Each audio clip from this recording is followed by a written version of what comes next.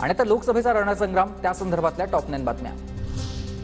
मोदींच्या व्यासपीठावर एकत्र आलेले भरकटलेत, कोणत्या दिशेला जायचं हे त्यांनी ठरवायला हवं। उद्धव ठाकरेंचा राज ठाकरेंना टोला। उद्धव ठाकरेंनी राज ठाकरेंनाही बाजूला करण्याचं काम केलं। राज ठाकरेंकडे बाळासाहेबांचे विचार, बावनकुळेंचं उत्तर। जातीयवाद करू लागले आहेत जरांगे पाटलांचे गंभीर आरोप। धनंजय मुंडे मराठ्यांविरोधात पोस्ट करायला लावतात। मराठ्यांनी शांत राहावं, फक्त 1 महिना सहन करा, जरांगेंचं आवाहन।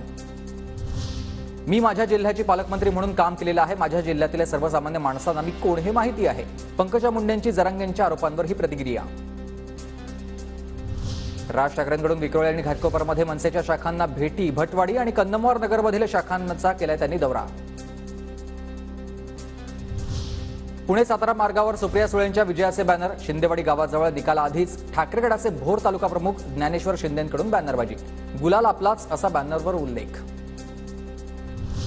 लोकसभेचा निकाल लागण्यापूर्वी अमोल कोल्हेंचे खासदार म्हणून बॅनर। पिंपरी चिंचवडच्या मोशी भागात कोल्हेंचे खासदार म्हणून बॅनर झळकले।